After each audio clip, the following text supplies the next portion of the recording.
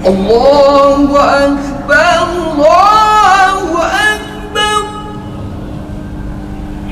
La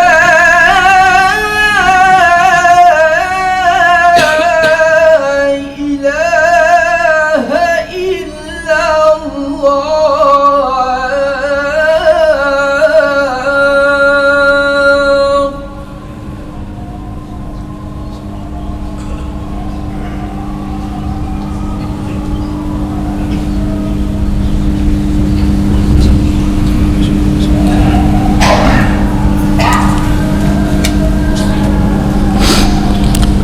الحمد لله نستعينه ونستغفره ونعوذ به من شرور أنفسنا ومن سيئات أعمالنا من يهده الله فلا مضل له ومن يضلل فلا هادي له أشهد أن لا إله إلا الله وحده لا شريك له وأشهد أن محمدا عبده ورسوله الكريم اللهم صل وسلم على نبينا المصطفى محمد وعلى آله وأصحابه أجمعين أما بعد فيا عباد الله اتقوا الله وقولوا قولا سديدا يصلح لكم أعمالكم ويغفر لكم ذنوبكم ومن يطع الله ورسوله فقد فاز فوزا عظيما أعوذ بالله من الشيطان الرجيم بسم الله الرحمن الرحيم يا أيها الذين آمنوا لا تأكلوا أموالكم بينكم بالباطل إلا أن تكون تجارة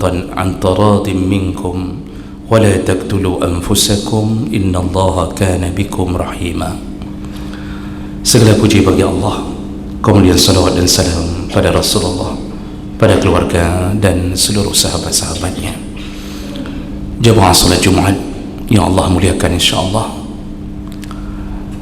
salah satu ayat Allah dalam surat An-Nisa 29, Allah mengingatkan kita sebelum terlambat. Kata Allah, wahai orang-orang yang beriman, ya ayyuhalladzina amanu la ta'kulu amwalakum bainakum bil batil, janganlah engkau memakan harta sesamamu dengan cara yang batil. Illa an takuna tijaratan an taradin minkum, kecuali engkau melakukan perdagangan yang hasilnya engkau mendapatkan hasilnya dengan ridha. Lalu Allah sambung, dan janganlah engkau membunuh dirimu sendiri, ya, wala taqtulu anfusakum innallaha kana bikum rahima, karena Allah begitu sayang terhadap dirimu. Nah, jemaah melakukan Allah, ada peringatan Allah di sini dalam garis besar, dua dosa besar yang jangan dilakukan, yaitu memakan harta sesama mukmin dengan cara yang batil, dan juga jangan membunuh diri. Dan kedua-duanya sepakat para ulama mengatakan ini berdampak kepada siksa di akhirat dan kehancuran hidup di dunia. Dalam sejarah kehidupan Nabi SAW, Rasulullah pernah 3 kali tidak mau mensolatkan jenazah, padahal kondisi pada waktu itu apabila ada seorang sahabat yang meninggal dunia atau salah seorang dari mukmin, mereka berlomba-lomba untuk meminta Nabi mensolatkannya, karena itu pertolongan dari Nabi di dunia dan bahagian dari syafaatnya. Dan Nabi mensolatkan karena Nabi begitu sayang pada umat. Tapi ada 3 kejadian yang Nabi tidak mau mensolatkan, dan ini menunjukkan kebencian Nabi, ketidakridhaan Nabi kepada jenazah itu. Dan ini yang akan menjadi perkara yang menyangkut dengan ayat yang kita bacakan tadi. Kejadian pertama berdasarkan hadis dalam Musnad Ahmad bin Hanbal, juga dalam Al-Muwatta Imam Malik, dan disebutkan oleh Abu Daud, Ibnu Majah, yaitu Nabi tidak mau mensolatkan orang yang berkhianat setelah diberi amanah.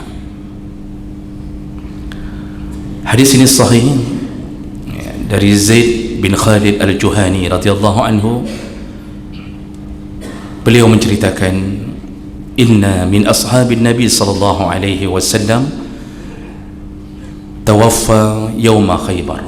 Ada salah seorang dari sahabat Nabi wafat di hari perang Khaybar. Jadi tidak disebut syahid karena meninggalnya setelah berakhir perang. Karena yang dinamakan syahid iaitu orang yang meninggal atau mati di dalam peperangan. Tapi kalau membawa luka dalam perang lalu matinya di rumah sendiri, maka tidak disebut syahid. Itu kesepakatan para ulama. Maka cerita ini adalah dia luka dalam perang tapi kemudian meninggalnya di luar perang setelah berakhir perang. Maka kemudian fazakaru zalika li Rasulillah sallallahu alaihi wasallam. Sahabat-sahabat ketika dia meninggal meminta kepada Nabi untuk disolatkan. Jadi dibawa ke hadapan Nabi untuk disolatkan. Lalu Rasulullah sallallahu alaihi wasallam tiba-tiba berkata, faqala Nabi, sallu ala sahibikum, kalian saja yang salat. Salatlah kalian.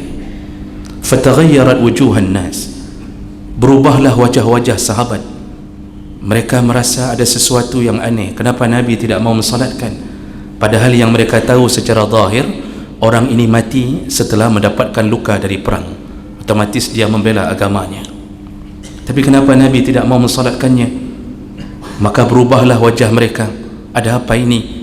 Nabi melihat keadaan itu, kemudian Nabi berkata, inna sahibakum ghalla fi sabilillah. Ini teman kalian ini telah melakukan ghulul, khianat dalam perjuangan fi sabilillah. Dan baru mereka tahu, tapi mereka tidak tahu apa khianatnya. Fafattashna, kemudian kata Khalid Al-Juhani, fafattashna mata'ahu, lalu kami kemudian mencari tahu dengan memeriksa tasnya atau tempat dia menaruh barang. Fawajadna kharazan min khuruz al-yahud la yusawi dirhamain. Kami dapatkan ternyata dia menyembunyikan manik-manik, iaitu kalung berbentuk manik-manik yang tidak sampai harganya 2 dirham, dan itu dia ambil sebelum ghanimah, iaitu sebelum harta rampasan perang dibagi oleh Nabi sallallahu alaihi wasallam. Jadi dia telah mengambil harta rampasan perang tanpa izin Nabi sallallahu alaihi wasallam, hanya berharga tidak sampai 2 dirham. Nanti kalau sekarang kita kurskan sekitar 150 ribuan. Dia sembunyikan di dalam tasnya tanpa sepengetahuan Nabi yang berhak membagi harta ghanimah. Apa yang dilakukan Nabi? Nabi tidak mau mensolatkan jenazahnya. Ini menunjukkan apa?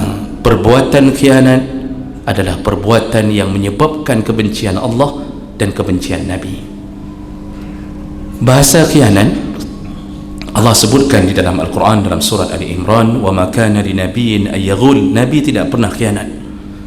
Wa may yaghlul ya'ti bima ghalla yaumal qiyamah. Barang siapa yang melakukan ghulul, khianat, maka nanti akan membawa barang yang dia khianatkan dalam bentuk azab di padang mahsyar ketika datangnya hari kiamat.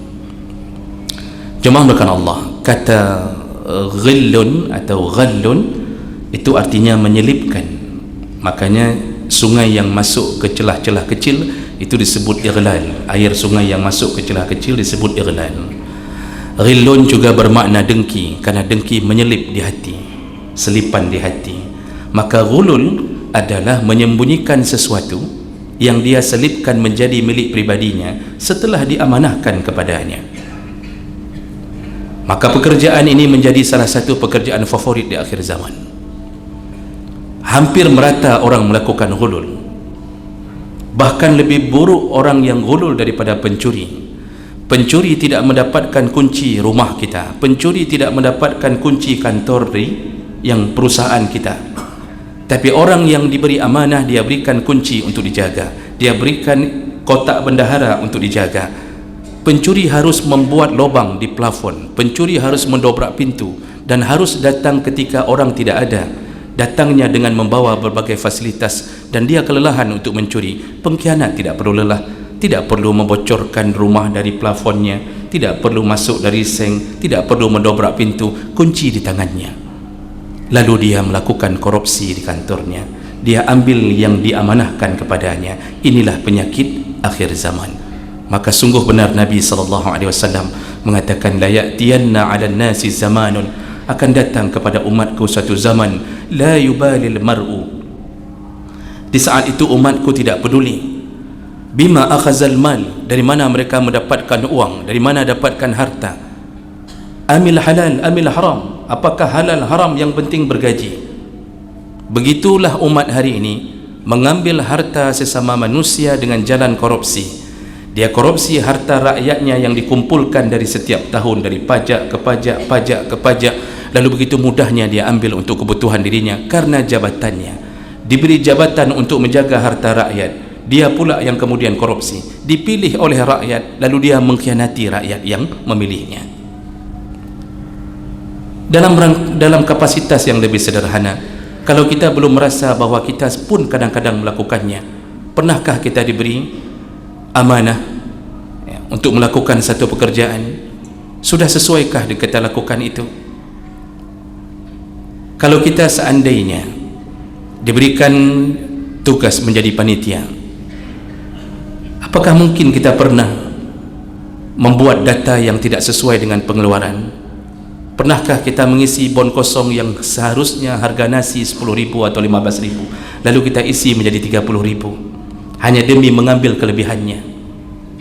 Pernahkah kita dititip mobil-mobil plat merah yang kemudian digunakan seharusnya hanya untuk kerja, lalu kita pergi mengisi minyak di SPBU, kita ambil bonnya, kita minta ke kantor, padahal kita pergi untuk tujuan pribadi kita, tidak berhubungan dengan kerja. Ini ghulul, ini khianat, dan ini terjadi di mana-mana. Korupsi waktu, kemudian tidak jujur dalam pekerjaan, mengambil apapun yang bukan hak miliknya, membawa pulang fasilitas kantor ke rumahnya, semua khianat. Sampai kata Nabi, mengambil tanah, mengubah patok tanah adalah bagian dari ghulul, dan nanti di hari kiamat semua mereka membawa sebagai siksa, mereka dipaksa bawa oleh Allah apa yang telah dikhianati.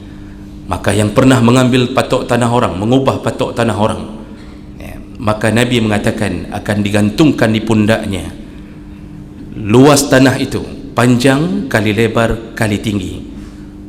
Kalau panjangnya mungkin sekitar 20 meter ke belakang, kita ubah patok tanah orang, lalu kemudian lebarnya mungkin hanya sekitar 10 cm kita ubah, berarti 10 panjang kali lebar 20 meter kali 10 cm. Selesaikah? Belum. Tinggi belum dihitung. Berapa tingginya? Kata Nabi, 7 aradin, 7 petala bumi. Maka dicongkel oleh Allah Subhanahu wa ta'ala 7 petala bumi, kali panjang kali lebar, letakkan di pundak, maka bawalah selama-lama sebelum menuju ke neraka. Maka berhati-hatilah berkhianat dalam pekerjaan. Kalau lakukan dengan prosedural, jangan hanya karena keinginan satu orang lalu kita berkhianat untuk semua orang yang kita tipu pekerjaannya. Maka menjadi kontraktor, jadilah kontraktor yang jujur. Jangan ketika diamanahkan di atas data melakukan begini-begini, ternyata di lapangan tidak, tapi data yang dilaporkan tidak sesuai, maka bawa aspal itu di hari kiamat nanti. Ini orang pertama yang tidak disalatkan oleh Nabi, bencinya Nabi ke orang itu. Maka kalau di dunia saja tidak disalatkan, apa yang terjadi di akhirat nanti? Nabi tidak akan memberikan syafaatnya. Dan kita pun berhati-hati, orang yang khianat seperti ini jangan sampai dijadikan pemimpin. Walaupun spanduk bertebaran di mana-mana, fotonya di mana-mana, tapi kalau tahu pecundang dalam amanah, jangan dipilih. Jemaah melakukan Allah Subhanahu wa taala. Kemudian yang kedua, Nabi pernah tidak mensalatkan orang yang meninggal dalam keadaan membawa hutang dan sudah jatuh temponya dan tidak ada rencana untuk bayar. Berdasarkan hadis dari Jabir bin Abdullah radhiyallahu anhu, kana Rasulullah sallallahu alaihi wasallam la yusalli ala rajulin mata alaihi dain. Rasulullah tidak mensalatkan seseorang yang meninggal dunia dalam keadaan membawa hutang. Ini pekerjaan meremehkan, juga memakan harta orang. Datang dengan kebaikan, datang dengan tangisan, bahkan datang dengan baik-baik, memohon-mohon harta orang yang dicari-carinya untuk diberikan kepadanya. Begitu diberikan, dikasih tempo untuk membayar, ternyata dia khianat. Sudah 3 tahun, 4 tahun, 5 tahun tidak dibayarkan hutangnya, lalu dia remehkan, dia kira selesai urusannya di situ. Tidak akan pernah. Rasulullah mengatakan apa? Yughfaru lisyahid kulla zambin illa ad-dain. Syahid saja, yang syahid di medan perang, semua dosanya diampunkan kecuali satu, ad-dain. Kalau dia berhutang, maka itu penyebab penghalang masuk ke surga oleh orang yang syahid. Kalau orang yang syahid tidak diampunkan dosanya gara-gara tertinggal hutangnya, apa yang kita andalkan dari haji dan umrah kita? Apa yang kita andalkan dari salat jamaah kita?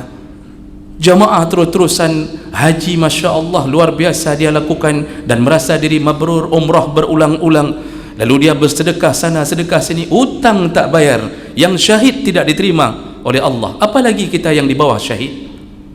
Dan ini hari ini orang makan harta orang dengan cara itu. Kita tidak memberikan uang itu ke pencuri, kita jaga, kita kunci laci. Tapi pada orang yang berhutang, hanya dengan mengandalkan air mata, kita berikan jutaan harta kita dan belum pernah dikembalikan sampai hari ini. Dan kita hari ini menganggap itu biasa. Subhanallah, inilah penyebab orang masuk neraka paling banyak di akhir zaman. Berhutang, sudah jatuh tempo, mampu bayar, tapi dia bawa mati, dia tidak bayar. Jemaah melakukan Allah, Rasulullah sallallahu alaihi wasallam telah menyatakan hancurlah hidupnya. Maka dalam hadis Abi Hurairah radhiyallahu anhu riwayat Bukhari, Rasulullah mengatakan, man akhaza amwalan nas yuridu adaaha addahu Allahu anhu. Barang siapa yang telah mengambil harta manusia lalu berencana mengembalikannya, maka Allah akan buat dia berhasil mengembalikannya. Maka orang berhutang kalau niatnya baik, ada saja yang Allah buat dia berikan untuknya untuk bisa membayar hutang. Lalu Nabi sambung, dan barang siapa waman akhazahu, barang siapa mengambil harta orang dengan cara berhutang, lalu yuridu itlafaha, dia menghancurkan harta itu, tidak ada rencana dikembalikan, maka apa yang Nabi katakan, atlafahullah, Allah hancurkan hidupnya. Maka hari ini jangan terlalu banyak hidup kita berurusan dengan harta orang. Sayang orang hari ini bicara di mulutnya Al-Quran Sunnah, Al-Quran Sunnah, hutang kok mana baik? Bicara fikih ini mazhab ini begini, ini pintarnya, hutang orang tak bayar. Dan inilah kejadian yang pernah Nabi lakukan, tidak mau disolatkan jenazahnya.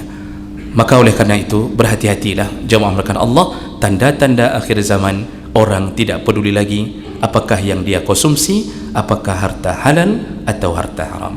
Nah kemudian nanti yang terakhir itu kejadian bunuh diri. Jadi ketiga-tiganya Allah sebutkan dalam satu ayat, mengambil harta orang, membunuh diri, itu semuanya berefek besar di akhirat nanti.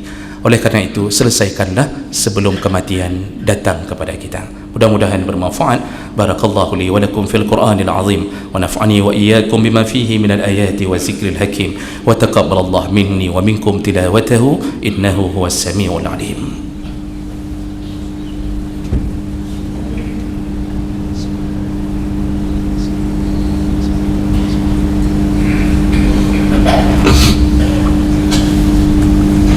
Alhamdulillahi rabbil alamin wa bihi nasta'in ala umuri dunya waddin. Asyhadu an la ilaha illallah wahdahu la syarika lah wa asyhadu anna Muhammadan abduhu wa rasuluhul karim. Allahumma salli wa sallim ala nabiyyina al-Mustafa Muhammadin wa ala alihi wa ashabihi ajma'in. Amma ba'd. Fa ya ibadallah, ittaqullaha haqqa tuqatih wa la tamutunna illa wa antum muslimun. A'udzu billahi minasy syaithanir rajim. Bismillahirrahmanirrahim. والعصر إن الإنسان لفي خسر إلا الذين آمنوا وعملوا الصالحات وتواصوا بالحق وتواصوا بالصبر. اللهم اغفر للمسلمين والمسلمات والمؤمنين والمؤمنات الأحياء منهم والأموات وتابع بيننا وبينهم بالخيرات وتقبل يا سميع قريب مجيب الدعوات. اللهم أعنا على ذكرك وشكرك وحسن عبادتك. ربنا آتنا في الدنيا حسنة وفي الآخرة حسنة وقنا عذاب النار والحمد لله رب العالمين ولا ذكر الله أكبر والله يعلم ما تصنعون.